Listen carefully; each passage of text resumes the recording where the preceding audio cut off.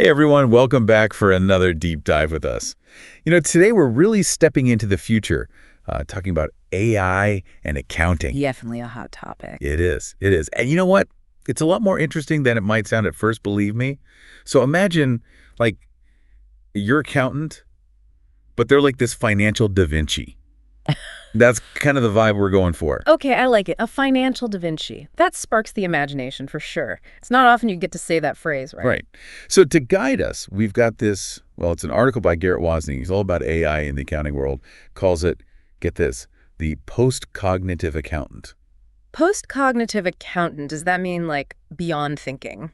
Yeah, kind of. It's like this whole AI-powered renaissance he's talking about really makes you think. And get this, he compares it to like way back when, the invention of double-entry bookkeeping. Interesting, because that was a total game changer back then. Before that, it was just chaos. And now we've got AI poised to do the same thing, huh? He's saying that. Yeah, big time. He says it's not just automating, it's like a whole new level of understanding we're going to get. Okay, so AI is like the new double-entry bookkeeping. I can see where he's going with that. Right. So check this out. He says this new accountant, this post-cognitive accountant, they'll blend AI and human skills. That makes sense. You'd need both, right? Totally. But then he goes on to give these like almost sci-fi titles for them. Emotion architect, intuition engineer, metadata Michelangelo. Like, what even are those? He lost me at metadata Michelangelo. Sounds more like an art history class. Right.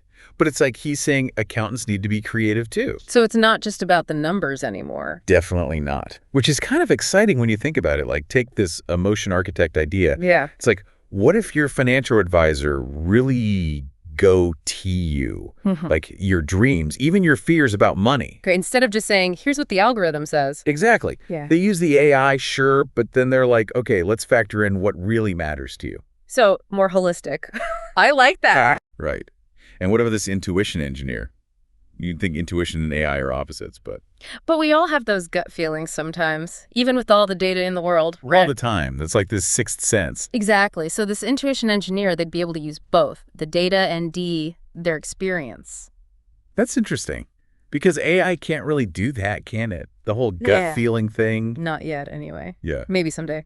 Okay, we've got emotion architect, intuition engineer. Now, what about this metadata Michelangelo? I'm picturing spreadsheets as the new marble. Okay, you're going to have to explain that one. What's he talking about? So metadata, right? It's like data about data. I guess it's context. This Michelangelo person, they can see the stories hidden in all this data, like a giant spreadsheet sculpture. Okay, so finding meaning in the numbers, making it make sense. That's the art of it. Yeah, and not just making it pretty, but like revealing those aha moments, the insights that really make a difference. And that takes real skill, right? To see those patterns, those connections. Totally. It's like this whole other level of analysis, But then there's the financial shaman.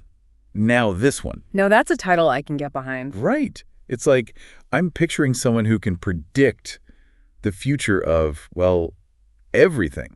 Maybe with a crystal ball or something. Maybe not a crystal ball, but definitely someone who gets the big picture, how all the pieces fit together. So are they like, I don't know, some kind of financial fortune teller then? In a way, yeah. They'd be looking at global trends, everything from, I don't know, climate change to technological advancements. But it's all connected, right? It is. What happens in one part of the world can have huge ripple effects everywhere else. It's that butterfly effect idea. Okay, so the financial shaman, they're seeing those ripples before they happen. And helping businesses navigate that uncertainty using their understanding of both the markets and the wider world. So like a financial advisor who's also a bit of a geopolitical guru. That's pretty cool when you think about it. It is. And it ties into this whole renaissance idea that Wozni talks about. It's about looking beyond just the numbers. Right. So we've gone from spreadsheets to shamans, and it's all connected to this new vision of accounting.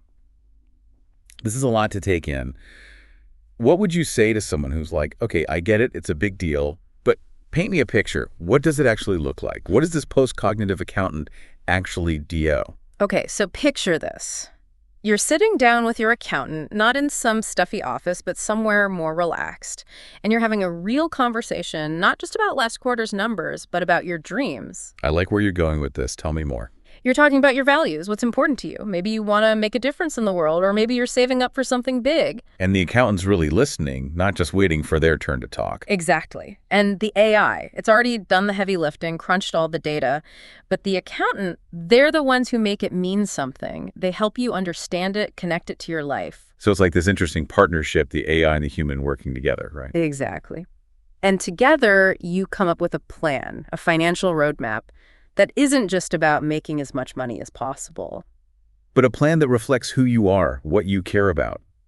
It's a very different approach to finance, that's for sure. It really makes you think, like what if managing money could be, I don't know, more meaningful? It's a powerful idea and empowering too, because suddenly you're not just a bystander, you're in the driver's seat, really shaping your financial future. I like that. Taking control, but like with purpose.